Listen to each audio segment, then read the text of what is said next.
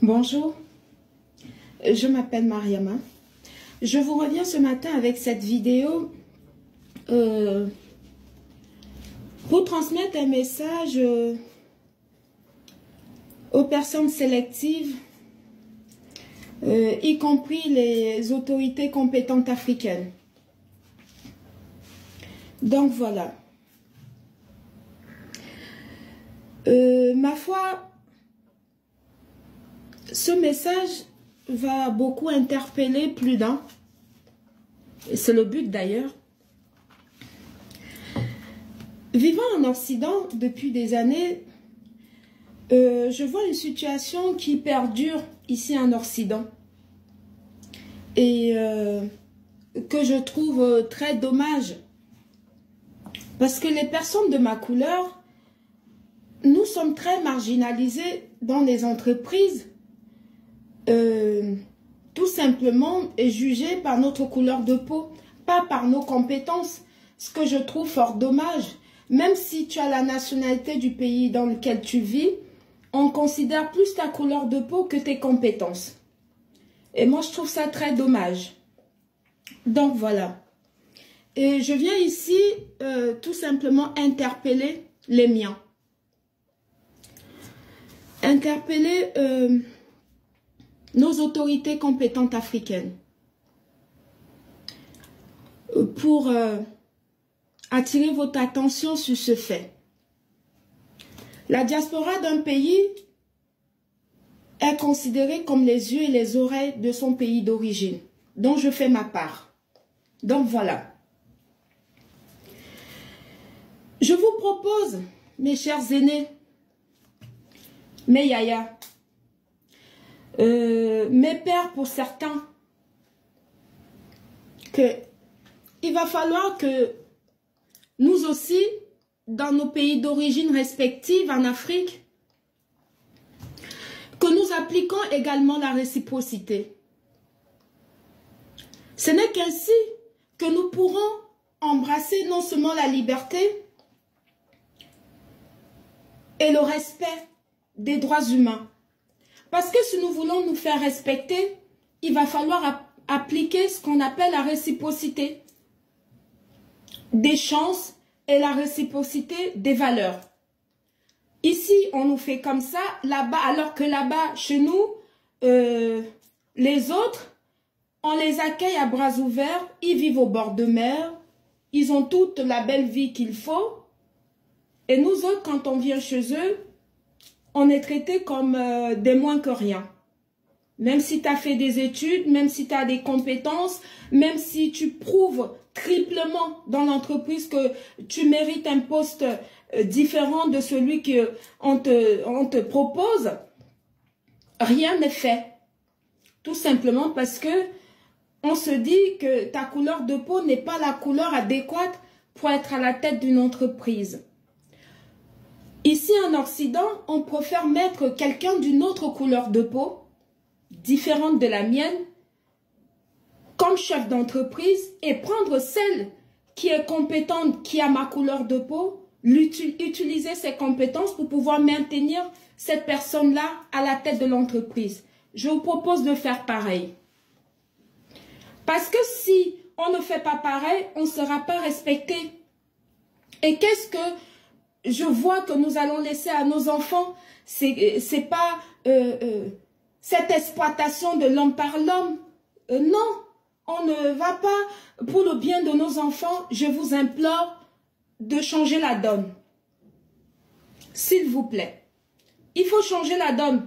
Parce que là où nous sommes là où nous sommes en train de partir, et ce que j'ai vu, et le vécu que j'ai eu ici en Occident, croyez-moi qu'il faut qu'on change la donne. Il faut changer la donne pour nos enfants. Pour que nos enfants puissent avoir cette chance. Que nous puissions leur donner à eux la chance de se déplacer pour venir en Occident uniquement quand c'est impérieux. Uniquement quand c'est impérieux. Ils ne doivent pas continuer cet exode rural que je vois qui me... Voilà. Parce que le départ de nos jeunes, des jeunes Africains très motivés, qui sortent des universités, qui ont cette force, cette énergie, qui ont beaucoup à apporter en Afrique, que je retrouve ici à faire des boulots vraiment qui n'a... non seulement qui ne sont même pas déclarés et qui se font exploiter d'une manière inhumaine, pour moi, pourquoi? Parce qu'ils sont à la recherche non seulement de travail et de conditions de vie meilleures. Alors que chez nous, si on change la donne, on peut leur donner ça. On ne va pas laisser à nos enfants et la génération future uniquement l'exploitation de l'homme par l'homme. Le boulot à loup et puis le m'as-tu vu? Mais non, il faut maintenant qu'on change la donne. Non, pardon, pardon. Mais Yaya, pardon. Changeons la donne. Hier, je suis restée chez moi pour la petite histoire. Il y a deux personnes qui ont sonné à ma porte. Un jeune Européen et puis un jeune Africain. Je leur demande qu'est-ce qu'ils sont venus, qu'est-ce qu'ils me proposent. Ils étaient venus pour la démarche du téléphone et tout. Parce qu'ils me proposaient de changer un opérateur. Je leur ai écouté, le jeune, il a bien vendu son produit et tout. Mais au moment de changement de signature des documents et tout, l'autre, il lui dit non, c'est mon nom que tu dois mettre là. J'ai dit, attends, pardon. J'ai posé la question au jeune qu'il était de quelle origine. Il m'a dit qu'il était gabonais et qui venait d'une province du Gabon que je ne vais pas citer. J'ai dit, mais qu'est-ce que tu fais là? Il m'a expliqué comme quoi il avait fini ses études, mais sauf que il veut pas rentrer pour le moment parce que ses aînés sont là-bas, ils n'ont pas encore trouvé le travail, donc il préfère faire ça en attendant. J'ai dit, est-ce que tu es au moins déclaré? Il me dit qu'on le paye par commission et tout. Ça m'a refroidi le sang. Je t'ai retourné. J'ai dit, mais c'est pas possible. On ne peut pas continuer dans cette même lancée-là. C'est juste pas possible pour nos enfants. C'est pas possible. On ne peut pas continuer de faire ça. Non. On doit leur laisser un héritage digne de ce nom. Moi, à mon époque, l'époque de mes parents, et ils venaient en Occident uniquement quand c'était impérieux. Aujourd'hui, on a des jeunes qui quittent l'Afrique uniquement pour venir parce qu'ils veulent trouver le travail, ils veulent avoir une meilleure vie. Mais on va où là? On va où? On va les laisser quoi? Qu'est-ce qu'on va les laisser? Mais non, il faut changer la donne, mais Yaya, pardon. Changeons la donne, il faut changer la donne, c'est très important. Il faut changer la donne. J'ai expliqué à mon jeune frère qui était là hier et je lui ai dit que je m'aurais bien signé si c'était toi qui mettais ton nom. Il dit non, c'est lui le chef, donc c'est lui qui doit mettre le nom. J'ai dit, ben dans ce cas-là, je vais revoir ma décision. Parce que je trouvais ça très injuste. Et il y en a des comme ça, plein ici.